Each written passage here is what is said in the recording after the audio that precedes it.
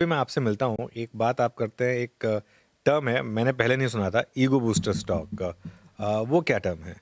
देखिए, ego booster stock वो होते हैं जो आप बताना पसंद करते हैं हाँ, कि मैंने इसमें 100% रिटर्न कमाया या 200% रिटर्न कमाया। हाँ, पर आप ये बताना पसंद नहीं करते कि अगर आपका 100 करोड़ का पोर्टफोलियो है, हाँ, तो आपने इसमें कितना पैसा लगाया था। अच्छा, ये वो स्मॉल कैप और माइक्रो कैप होते हैं हाँ, जो आपको जल्दी रिटर्न देते हैं, हाँ, बट अपने पोर्टफोलियो का 1 से 2% से ऊपर इसमें रिटर्न आप पैसा नहीं लगा सकते। ओके, तो दे बूस्ट योर ईगो, हाँ, but they don't create make you rich. Make you money on your overall portfolio. हाँ, फॉर हाँ, एग्जाम्पल, मेरा 100 करोड़ का पोर्टफोलियो है। हाँ, मैं ईगो बूस्टर स्टॉक में हर एक, मैंने मान लीजिए 5 ईगो बूस्टर स्टॉक लिए, हाँ, मैं 2 चल गए, 2 में रिटर्न मेरा 100% आया।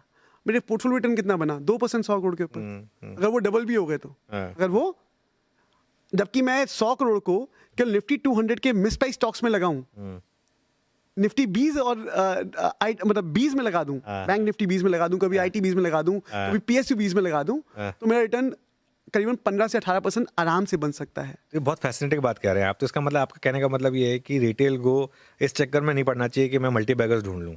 अगर आप बस मिस प्राइस लार्ज क्वालिटी के, अच्छी क्वालिटी के स्टॉक्स में ही एसआईपी करते रहेंगे, तो over a long period of time आपका रिटर्न अच्छा होगा। 100% अनुज भाई, हाँ, हाँ, I am a strong believer of that हाँ, new philosophy called हाँ, invest rightly, switch timely, which we famously call ninth wonder of the world. Hmm, We strongly believe that हाँ, because small cap में at times आपको invest invest rightly, हाँ, comma, हाँ, switch timely. Okay.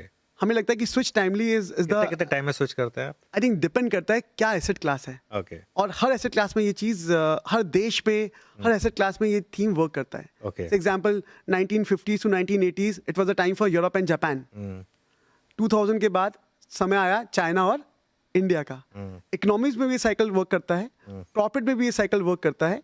जैसे Tata group में 2000 में, सन 2000 में TCS शुरुआत करी, और टाटा मोटर्स और टाटा स्टील है 1930s के, 1920s के। आज टीसीएस का मार्केट कैप एक तरफ और टाटा ग्रुप के सारी कंपनियों का मार्केट एक तरफ लगभग बराबर सा था 1 साल 1.5 साल पहले तक, राइट। तो टाटाज ने भी स्विच टाइमली किया, उनको पैसा बनाना था। देश भी स्विच टाइमली करते हैं, तो दैट्स व्हाट वी कॉल कि आपको, और ऐसे एसेट क्लास भी स्विच टाइमली होते हैं। तो आपको हर चीज़ में स्विच टाइमली करना आना चाहिए। आप एक चीज़ को बहुत लंबे समय तक रखेंगे, अब उसका फायदा नहीं है, because India is no more a $400 billion economy, it's a $4 trillion economy. हुँ, हम काफ़ी हद तक वर्ल्ड की टॉप 4 इकोनॉमीज में, टॉप 5 इकोनॉमीज में हम आ चुके हैं। तो प्रोपोर्शनेट, आप जो बोला ना कि मल्टी बैगर मिलेंगे, वो मल्टी बैगर ढूंढने की गलती ना करें। इट्स बेटर कि आप एलोकेशन अच्छा करें, निफ्टी 200 स्टॉक्स में जाएं, जहाँ पे सेफ्टी और वैल्यू इन्वेस्टिंग ज़्यादा अपॉर्चुनिटी मिलती है। ओके। तो इस बाज़ार में आपके हिसाब से कहाँ हैं ऐसे मौके? और अगर एक पोर्टफोलियो बनाओ ना अंडर वैल्यूड स्टॉक्स का, एक तो आपने आईटी बोल दिया, हाँ, वो तो आपकी एक क्लियर बातों से नज़र में आ रहा कॉन्ट्राबेट है है। थोड़ा। हाँ, कॉन्ट्राबैट है। उसके अलावा और कहाँ-कहाँ हमें मौके? लगता है ना, निफ्टी बैंक के जो बीज हैं वो भी अभी काफ़ी अच्छे हैं, और मैं ईटीएफ की ही बात कर रहा हूँ अभी तक, हुँ, हुँ, बिकॉज ईटीएफ में बेस्ट है कि वो ज़्यादा गिरते नहीं है। हुँ, एचडीएफसी बैंक अभी मान लीजिए 20% गिरा, हुँ, बैंक निफ्टी तो मेरे ख्याल से 8 से 10% ही गिरा compare to from that price point of view. So ETF में सेफ्टी, अभी बैंक बीज भी अच्छा लगता है, आईटी ईटीएफ भी हमें अच्छा लगता है, एंड पीएसयूज में हमें काफ़ी वैल्यू दिखती है। हुँ, अभी हुँ, पीएसयू बैंक के ईटीएफ काफ़ी हद तक अभी अंडर वैल्यूड लग रहे हैं, from a dividend yield perspective, from growth perspective, from valuation perspective. हमें लगता है ये 3 कॉम्बिनेशन बहुत अच्छे हैं। और एक चौथा एक और लगता है, वो है एफएमसीजी, जो हमें लगता है कि last leg of bottoming out हो सकता है काफ़ी हद तक। ओके। इन चारों के अगर कॉम्बिनेशन में आप प्ले करते हैं, इन्हीं के स्टॉक्स लेते हैं, इन्हीं का ईटीएफ करते हैं, आपका और 100 करोड़ का पोर्टफोलियो है, हुँ, आप काफ़ी हद तक बेटर रिटर्न परफॉर्म दे सकते हैं, rather than getting into some small cap, micro cap, जिसमें रिस्क रिवॉर्ड रेशियो उतना फेवरेबल नहीं होता है। ओके। आप बहुत बार ईटीएफ वर्ड यूज़ कर रहे हैं। एक रिटेल का एक सवाल होता है कि हम डायरेक्ट इन्वेस्टिंग करें या फंड मैनेजर्स को अपना पैसा दे दें। आपका क्या व्यू रहेगा उसमें? देखिए, मेरे हिसाब से तो आप फंड मैनेजर को पैसा दें, हुँ, ईटीएफ में इन्वेस्ट करें, वो ज़्यादा है, क्योंकि फंड मैनेजर को पता है कि मैंने कोई स्टॉक बाय किया है तो क्यों बाय किया है, हुँ, नंबर 1। नंबर 2, अगर वो स्टॉक गिर गया किसी कारण से, मार्केट नेगेटिव है, क्योंकि कई बार ऐसा होता है मार्केट में 2 फेजेस होते हैं। एक है कि आपका स्टॉक की परफॉर्मेंस, मतलब कंपनी की परफॉर्मेंस खराब हो रही है, हुँ, तो वो तो एग्जिट है। बट दूसरे ऑप्शंस होते हैं कि आपकी स्टॉक की परफॉर्मेंस तो अच्छी है, आपके कंपनी का पीएनएल बढ़ रहा है, जैसे मैंने कहा कि काफ़ी कंपनियां हैं जो 20% कैगर से बढ़ रही हैं 5 साल से, पर स्टॉक प्राइस 5 साल के लो पे है। हुँ, तो फंड मैनेजर को पता है कि भाई प्रॉफिट्स में कोई दिक्कत नहीं है, सेल्स ग्रोथ में कोई दिक्कत नहीं है, अगर किसी कारण से ये स्टॉक गिर गया है तो मुझे एवरेज करना है। एक्चुअली रिटेल इन्वेस्टर अगर खुद इन्वेस्ट करता है तो उसको पता नहीं कि मुझे एवरेज कब करना है। और एवरेज करने के भी दो तरीके होते हैं। एक, या तो आप प्राइस में एवरेज करिए, अगर स्टॉक 30-40% गिर गया है और वो क्वालिटी स्टॉक है तो आप एवरेज करिए। दूसरा, या आपको 6 महीने बाद ही एवरेज करना है, आपको टाइम एवरेज करना है। हाँ। आपने वो आज 10% गिरा, आपने खरीद लिया, फिर 20% गिरा, आपने खरीद लिया, मतलब वो 50% गिर गया, फिर आप क्या करोगे? आपने तो पूरा लिक्विड कर दिया। तो एवरेज करने के भी दो तरीके हैं, या तो आप प्राइस से एवरेज करेंगे या टाइम से एवरेज करेंगे। ये आप भी बिलीव करते हैं, मैंने आपको कई बार सुना इस बारे में, है ना? तो उन दोनों को एवरेजिंग वो फंड मैनेजर को पता है, आपको नहीं पता है। आपको पता भी होगा तो आप डिसीजन नहीं ले पाएंगे, क्योंकि आपको कोई एक गाइडिंग फोर्स नहीं होगा। आप एवरेजिंग करते हैं वैसे? हम करते हैं, क्योंकि हमारे स्टॉक्स में हम पहले क्वालिटी देखते हैं। अच्छा। हम किसी भी ऐसी कंपनी में नहीं जाते जहां सेल्स की ग्रोथ कम हो रही हो। ओके। हम किसी भी ऐसी कंपनी को चूज नहीं करते जहां प्रॉफिट में ग्रोथ डिक्लाइन आ रही हो। हम ऐसी कंपनियां चूज करते हैं जहां सेल्स और प्रॉफिट तो ग्रोथ में है, पर मार्केट खराब है तो हमें प्राइस अच्छा मिल रहा है। तो क्या स्टेज आती है जिसमें आपको लगता है कि नहीं यार एवरेजिंग नहीं करनी चाहिए थी, इसको तो लोवेस्ट भाव पे भी बेच देते हैं? देखिए, उसमें केवल 3-4 फैक्टर्स होते हैं। सबसे पहले मैनेजमेंट की गाइडेंस।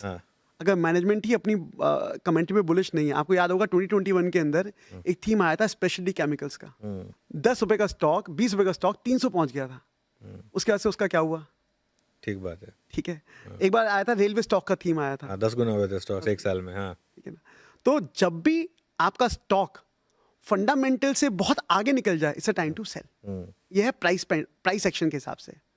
दूसरा है, आपको लगता है कि मैनेजमेंट की गाइडेंस भी अब नेगेटिव हो रही है, या मैनेजमेंट अपनी गाइडेंस को मीट नहीं कर रहा है, it's a time to exit. Because the promoter who knows the business वही बुलिश नहीं है, तो आपके और मेरे बुलिश होने से स्टॉक चलने वाला नहीं है। बिल्कुल। दूसरा।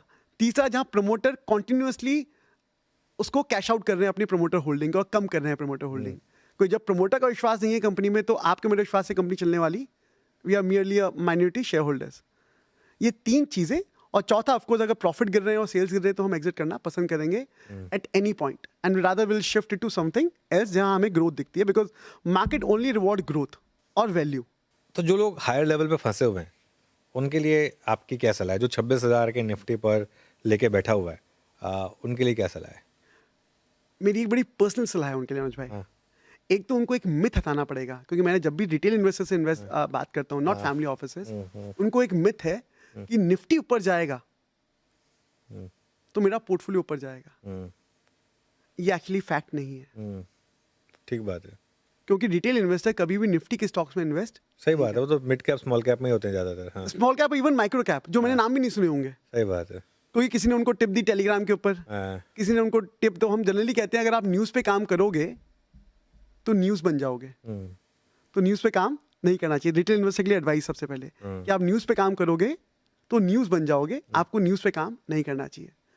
नंबर 2, क्वालिटी स्टॉक्स में ही इन्वेस्ट करना चाहिए जहां आप एवरेज कर सकते हो।